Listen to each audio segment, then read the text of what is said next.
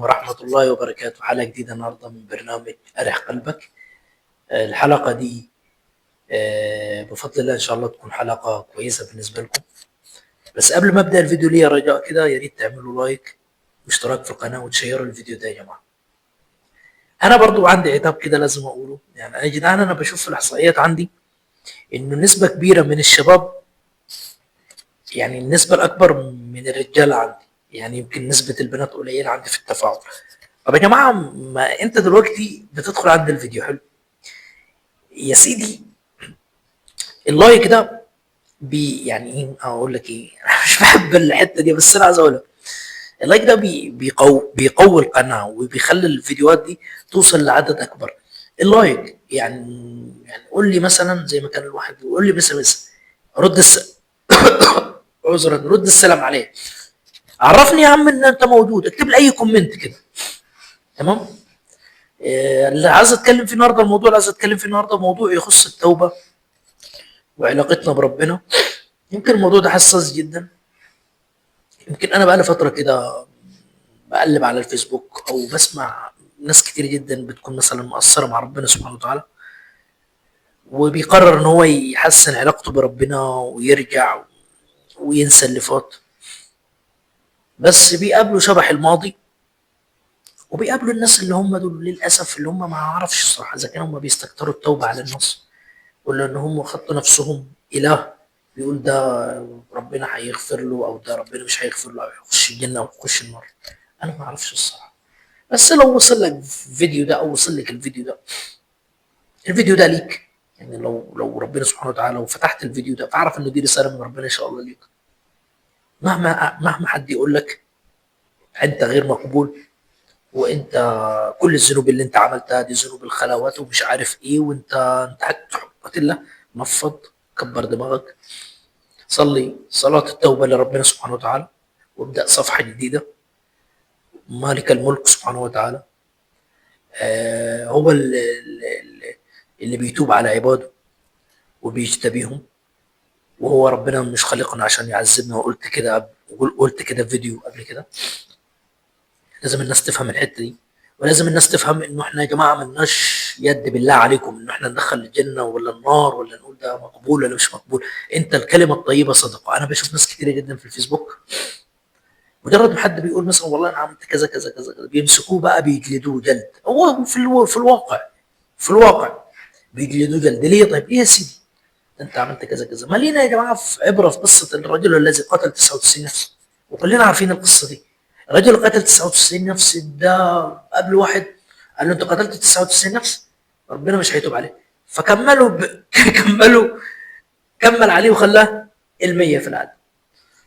بعد كده قابل راجل تاني وقال له اذا كنت تبع يعني هذه الارض، ربنا سبحانه وتعالى اراد يعني في مفهوم القصه يعني انه يخليه تبع الارض اللي هي ربنا سبحانه وتعالى هيرحمه فيها، وربنا تاب عليه قتل 99 نفس. اظن انه ما حدش عمل التارجت ده. 99 نفس قتلوا، ومع ذلك ربنا يتوب عليه. انت لما تقرر ان انت تحسن علاقتك بربنا وتتوب، اسال اهل العلم. اهل العلم، ما تسالش اي حد، ما تسالش اي حد، او اسال شخص صديق ليك انت بتثق فيه. لان يا جماعه الحتات اللي زي دي حساسه. واحده مثلا بقى لها فتره مش مرتديه الحجاب وكانت مقصره مع ربنا، وفجأة يا سيدي تابت، ثم تاب عليهم ليتوبوا، تابت، ربنا تاب عليهم. ما تجيش بقى انت تقولي لها ده انت ما ربنا مش هيسيب، مش هيخليكي تتوبي، ده انت كنت بتصاحبي وكنت بتعملي كذا وكذا وكنت بتسهري. مالكيش دعوة بالكلام ده. انت قولي لها ان ربنا هيجتبيك وربنا هيتوب عليك وربنا سبحانه وتعالى هيخليك ترتفع درجة. اللي بيعمل الفيديو ده قدامكم انا كعبد الرحمن، ودايما بقولها، انا مش بعمل الفيديوهات دي والله العظيم من اجل ان انا يقال علي شيخ او ان انا واعظ، ابدا وابدا ابدا. انا مقصر يمكن اكتر من اي حد، ولكن احنا بنقول الفيديوهات دي ممكن تخلي الناس تتغير، تغير فكرتها مثلا عن التوبه، تغير فكرتها عن الله. كل الكلام ده انت برضه لو جالك شخص شرب خمره او عمل حاجات كتير جدا ما تقولوش ربنا مش هيتوب عليك، عشان احنا مش كده، وربنا سبحانه وتعالى مش جعلنا في الارض كده، احنا كلنا مقصرين. ولكن نحبب الناس يا جماعه في رحمه ربنا. فتبعد من الشخص اللي هو بيحسن علاقته بربنا ده، فتسال اهل العلم او الشخص اللي انت بتثق فيه من اصدقائك او من الدائره القريبه منك من قرايبك يعني. تمام. وتبعد من شبح الماضي، انا بسميه شبح الماضي. شبح الماضي تبعد عنه. انا عارف ان هو هيبتدي ان هو ينخور ويخش لك تاني، طب امر طبيعي. يخش لك تاني الذكريات برضو الاليمه، هتخش لك تاني الحاجات اللي انت كنت بتعملها. كمل برضو. لان يا جماعه انا قلت الشيطان دايما قاعد لنا. الشيطان دايما قاعد لنا دايما. لو خلصت من شياطين الانس هيخرج لك الشياطين الحق بك. انت عملت كذا كذا يا سيدي، ده انت هتتوب ايه؟ ده هو العمر فيه كام سنه يا عم؟ ده انت خربت الدنيا يا عم. كمل يا عم، ده انت بتشرب مخدرات بقالك سنين يا عم. كمل، ده انت بتشرب خمر بقالك سنين يا عم. ده انت كلمت فلان وفلان. فاهم قصدي؟ فما تسمعش لكل الكلام ده وما تسمعش لكل الكلام ده. اعرف ان انت بتتعامل مع ربنا بس. ربنا بس، ما بتتعاملش مع حد تاني. حلو. اعزم على التوبه. لو اذنبت توب.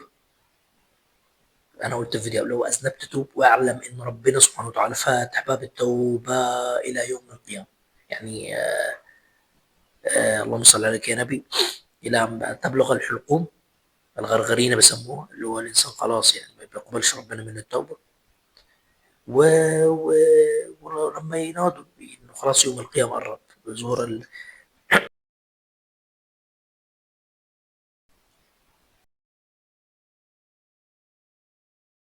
بس كده.